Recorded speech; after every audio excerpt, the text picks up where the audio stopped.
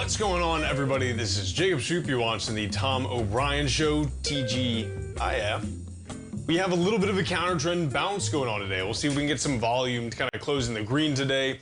And then really, if we can bounce off these levels with some decent volume that says, hey, maybe in the meantime, this kind of sell-off is over and we start retesting some levels. Again, a lot of that's dependent on volume. This morning seemed, pretty weak. Did you see, kind of halfway through the day, at least I'm looking at the SPY right now, we retested and we went even lower than the open. It's kind of nuts on some pretty significant volume, right? And a lot of the movement to the upside has been on maybe somewhat subdued volume relative to the movement to the downside. The SPY trading at 588, up 0.61%. The composite trading up 0.64% at 18,662. Dow Jones Industrial trading up about 0.6% at 43,499. With those Russell futures up about 0.44% at 2,153. The dollar at 107.61. Crude oil coming down some more, off about 0.72% at 69.84. That reminds me, today we also had another installment of Live Trading Fridays with Larry Pesavento. Listen, check this out. If you haven't, or you're kind of wondering, should I just check it out? Okay, the dates for next month are going to be the same as they were for this month. It's going to be March 14th and the 28th. We had some new people in there. It was fantastic. Go over to the services tab and just check that out. Again, when you purchase this service, you get access to 2 of the live trading events. They happen twice a month, second and fourth Friday, and they go from 9 a.m. Eastern time to noon. So I recommend checking it out, especially with this kind of, I say choppy. It's been some nice move to the downside, but it's volatile throughout the day, right? You have the gold contract trading off about 1.19% at 2,861. So, even with the markets coming off, what this is people just going cash, right? You were seeing some massive movement in gold, probably again on fear of the tariffs. I'm not sure how many, do I think Trump is going to implement the tariffs on Tuesday? I don't think so. I think something will come in and basically Mexico and Canada will acquiesce. I think Europe's going to acquiesce as well. I was listening to the speech and kind of Oval Office interview that Trump and Vance had with Keir Starmer, and then of course the press conference with Trump and Keir Starmer, and they, was some jokes being made about Keir very much begging Trump not to have tariffs implemented. Of course, they just had that interview with Zelensky, and that went extraordinarily poorly. I've never seen something like that before in my life, nor am I aware of any kind of, media that exists that shows two, leaders of countries argue with each other the way that they did. So that was a little bit strange. It didn't seem like the market, I suppose you had somewhat of a sell-off here because of that, but it's recovered off quite well, at least since then. We're kind of higher than we have been throughout the day. You're trading up 0.7% in that SPY. Let's see what else we have going on. Silver off 1.43%. You have copper off 1.45%. I guess with the bonds moving up, it's decent at least.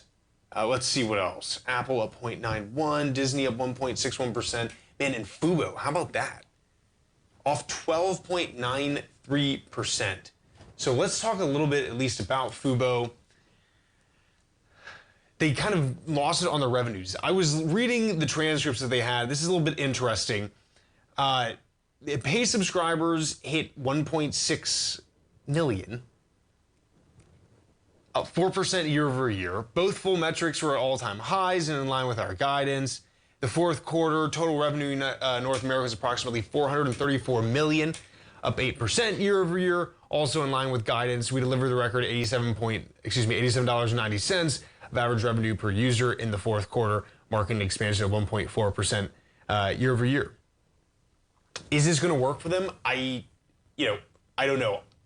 The forward guidance didn't seem super strong in any capacity, especially with, kind of getting added along with Disney in that package plan. This is one I definitely am going to sit and watch. Definitely not something I want to get into, even on a dip like this. Let's see what else. One of the things I found interesting is we lowered the price of our Latino plan by 55%.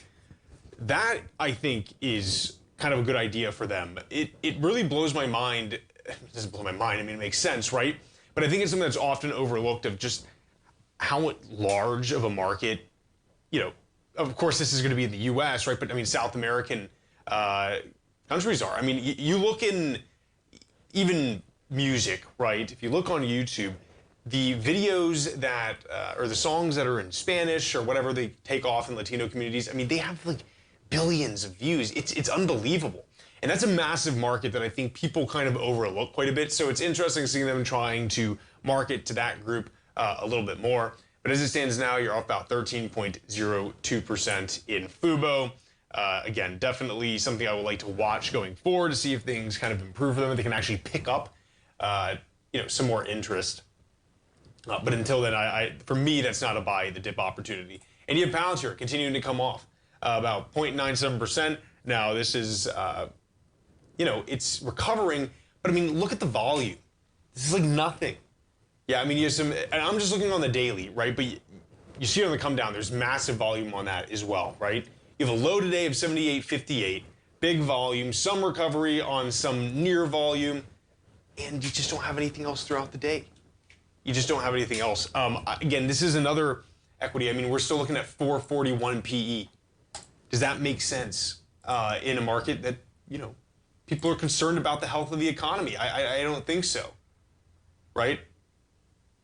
I mean, where does this go? I mean, it just closed the gap. So, I mean, you kind of have to see what happens here. Does it consolidate around this level on some low volume? Okay, then maybe we see what else happens. Do they get, expansion of contracts? But at this point, I don't think this is a buy the dip opportunity in Palantir either.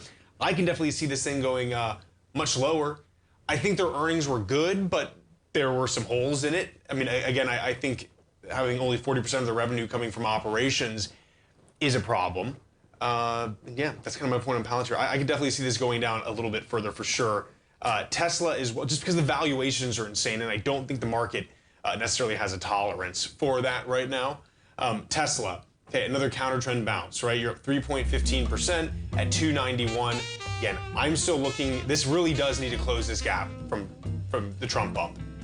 And really I see it going lower even further. But the Trump bump 100% needs to be given back, especially after that abysmal earnings report. Folks, stay right there. We'll be right back.